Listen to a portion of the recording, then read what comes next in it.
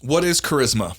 Like, what does it mean when someone's charismatic? Because people, I think, oftentimes confuse that with passion or character or animation. But that's not true. Sometimes charisma is just the way you handle yourself, right? Yeah, I think charisma is a special energy, actually.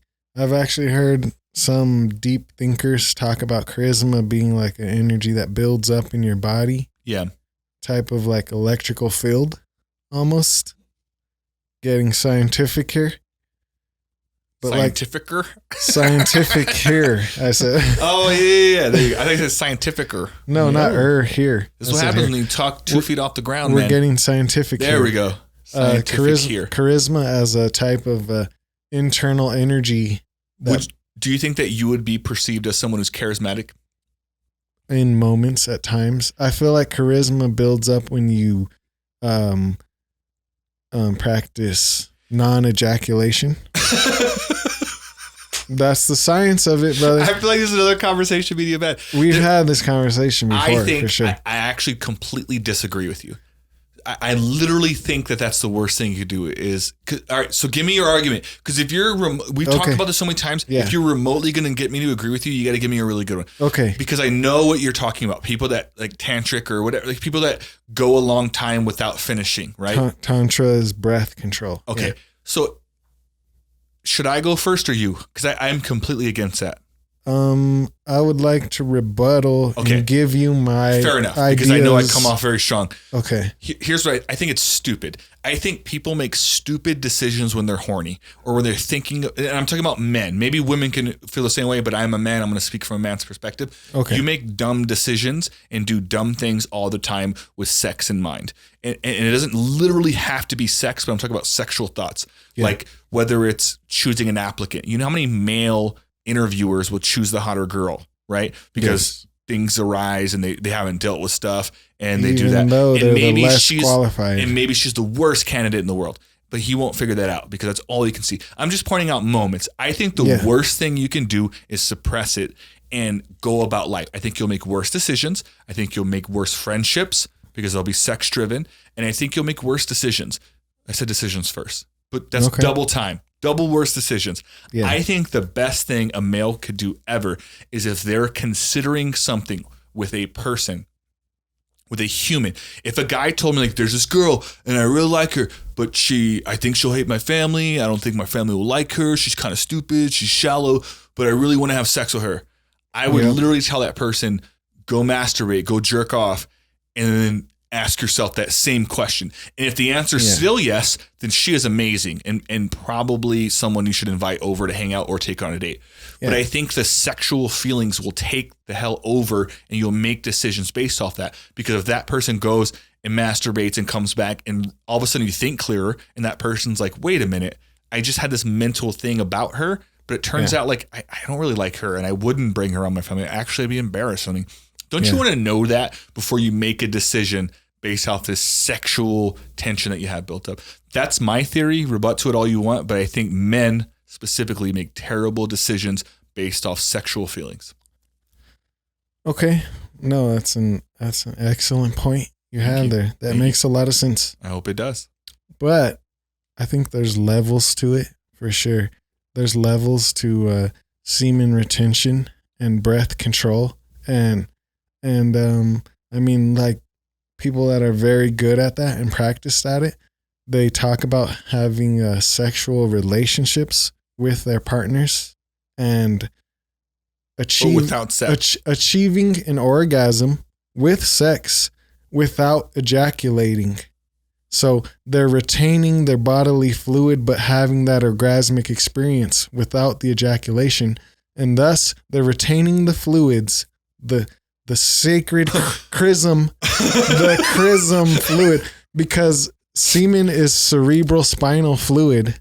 Is that really what it is? It's fluid from your spinal cord and your brain. And then it goes into the balls. You're releasing it out, which the ancient people thought of as the most desecrative act you could commit. What does desecrative mean? Like almost unforgivable. Is it because you're giving part of your brain away? Because you're doing it in the wrong way. Okay.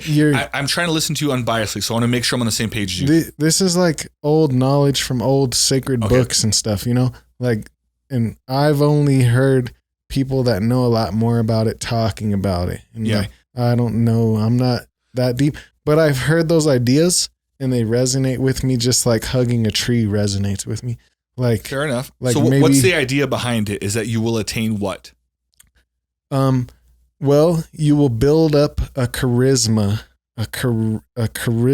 an energy and an energetic field. Your body will become empowered and like more sound and structurally integrity of your energetic field. And thus you'll have more of that, like we're saying, charisma. You'll have like more quality to you, like an energetic glow. You won't lose your fluid. You won't lose your energy. You'll have it built up so strong. And you can still have an orgasmic experience, sexual, with your partners without excreting your vital fluids. And are they vital?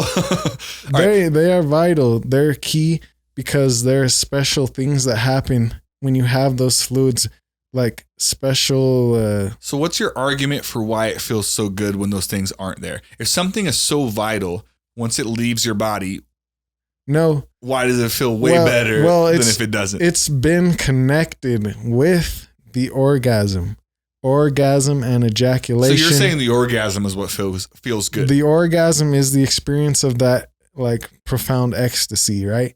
But the ejaculation is the excretion of your fluid and immediately after the loss of your vital charismatic energy immediately after. So, okay, I'm following you here. Okay, so now this makes more sense.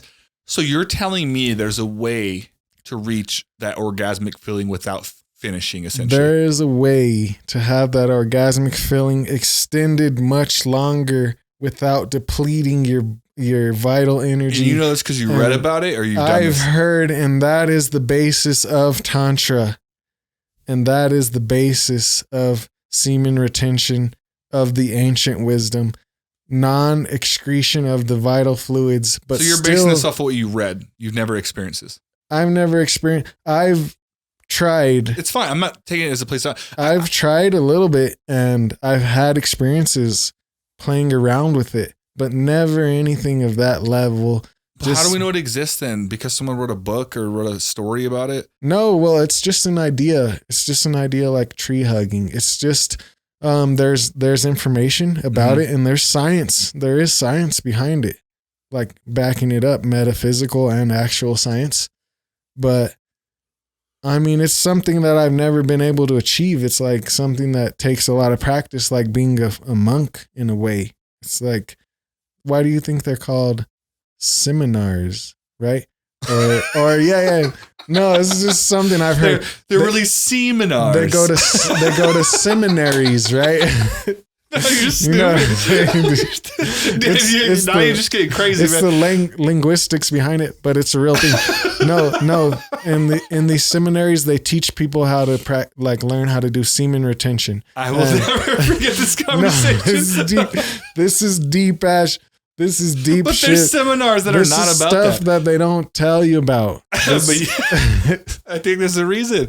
Hold on. No, I think this is next level stuff that we're just not ready for, you know? I'm with you. I'm with you to a certain point. That's why I told you, like, wait a minute. Like, all right, I can get behind the idea that waiting for something means it'll be better, right? Yeah. Or at least getting to really know that part of it. I'm just not sure how possible that is. I'm not sure, unless convinced otherwise, how possible it is to reach that same orgasmic feeling that you would feel when you release, but without that. I'm not sure how possible that is. Yeah. That's my skepticism. I agree for sure. And I've tried. And I think that there is something to it from my own personal experiences. Okay. Like trying not to ejaculate during sex definitely changes the whole dynamic for sure.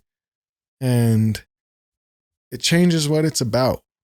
It's not so much like, oh, I'm just trying to get off, trying to get to my release. I think there's an importance in that, right? Right. And you last longer and it changes. And if you control your breath, and breath is essential for health, and you control that, and it has a great effect on your ability. So breathing and retention are connected intimately. So it just makes sense that there's something that could be like transcendent about that. And I also can relate to the fact that if you build up your energy, if you're retaining your own bodily fluid, like retaining your essential fluids, something special about your spinal cord fluid for sure that we've never been taught about. But I can imagine though that holding that in and charging it for a long time, because that sexual energy is like very powerful creative energy. And if you let it build up in your body and overcome your initial argument of like being lustful, how it builds up and then you get blue balls and you're like lustful and you're making decisions based off sex. If you can move past that over years and years of doing this and like maybe still having your orgasm without ejaculation and like learning how to control your body in more advanced ways, then you're really on another level that nobody's at, you know? At that point, you're a monk. If you're doing years and years. Or something like that. I think you're onto something because I didn't know this stuff comes from their brain, but you're also right about the whole like not fighting something, but like really having that like that not be the main focus. So I can see that part. You're making some really good points about like what benefits it could have. Yeah. I'm just skeptical. Your palms are sweaty, but hit the subscribe button already. Mom's spaghetti is red like the button to which you are heading to click on. Confetti.